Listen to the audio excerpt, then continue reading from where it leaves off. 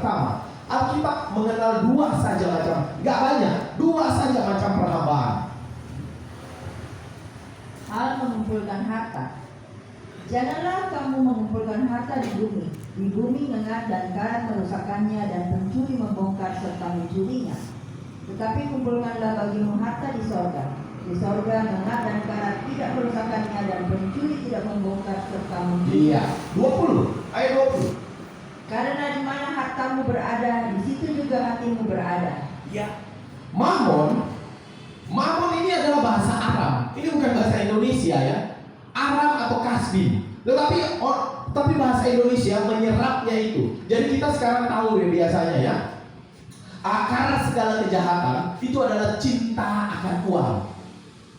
Di mana-mana begitu. Dan itu disebut mamon dalam bahasa Aram yang artinya kekayaan dan lebih kepada keserakahan. Makanya tadi dikatakan di dalam Matius 6 ayat 19 sampai 20 itu ya, di mana hartamu di situ hatimu. Karena kita itu cenderung kalau sudah diberkati, kalau sudah punya jabatan mungkin, kalau sudah punya kekayaan, itu kadang kita lupa kepada Tuhan.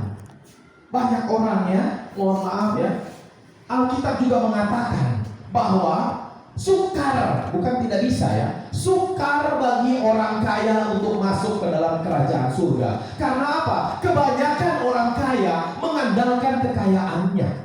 Kebanyakan ya, bukan semua, kebanyakan. Makanya Alkitab mengatakan sukar bagi orang kaya untuk masuk ke dalam surga. Coba saja kalau Anda pikirkan, kita punya segalanya, kita punya rumah mungkin banyak, kita punya mobil banyak, kita punya kekayaan uang begitu banyak, deposito begitu menumpuk di bank, ya, tabungan mungkin sudah seabrek-abreknya, emas berlian kita pakai seperti toko emas berjalan, bahkan toko permata, hati-hati nanti dirampok orang juga bisa, ya. Tapi keadaannya seperti itu.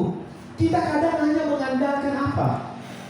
Sehingga kalau sakit misalnya, orang kaya ya, yang pertama apa? Langsung check up, pergi ke rumah sakit.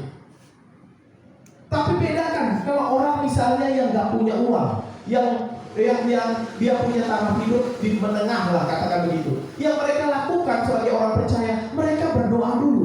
Mereka begitu sakit kepala, ya Tuhan, kepala saya sakit Tuhan, tolong jamah, tolong sembuhkan, tolong ampuni saya Tuhan dengan kesalahan dan dosa yang telah saya perbuat. Itu biasanya kalau orang yang masih dalam pergumulan atau dalam kematian. Itu biasanya banyak orang Kristen yang melakukan itu. Tapi setelah mereka kaya, coba mereka dikasih mobil, bukan untuk ke gereja. Mereka dikasih kekayaan, bukan untuk menyokong untuk pekerjaan Tuhan.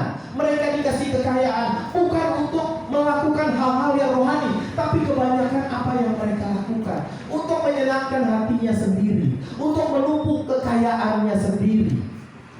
Banyak orang kaya yang melakukan hal itu. Kalau tidak, Alkitab nanti salah ya mengatakan bahwa sukar bagi orang kaya untuk masuk surga. Alkitab gak mungkin salah, karena Alkitab sudah melihat manusia kita ini melakukan hal-hal yang seperti itu. Nah itu kalau dari Mamon ya, bahwa hidupnya kita ini sebenarnya tidak boleh tergantung dari harta kekayaan atau mamon itu. Karena apa? Itu adalah akar segala kejahatan. Berapa orang dari kita ini ya, karena uang, karena kekayaan, saudara antar saudara berkelahi, bahkan membunuh, teman antar teman karena kekayaan, karena uang, saling membenci, bahkan saling tidak bicara. Mereka yang dulunya begitu akrab ya, mungkin dulu teman bisnis, karena ada masalah, karena ada ketidakcocokan di dalam pengambilan keputusan, akhirnya mereka bubar. Dulu mereka begitu mesra, begitu mereka bubar, bertegur sapa pun tidak, say hello pun tidak.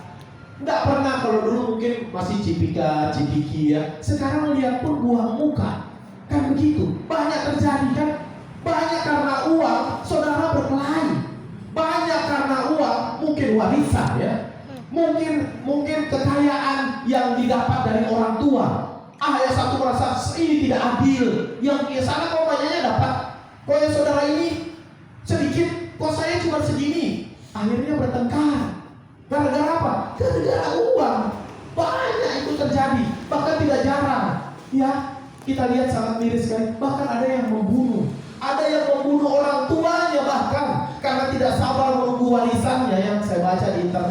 Karena dia tidak sabar menunggu warisan daripada orang tuanya. Orang tuanya sudah tua, dia bunuh orang tuanya.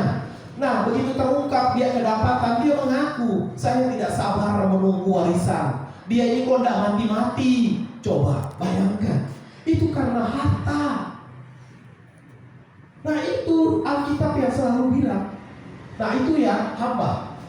Kalau kita menghamba kepada Mamon, itulah yang akan terjadi. Nah, hamba yang kedua, kita lihat. Coba kita baca di dalam 2 Timotius 2, ya.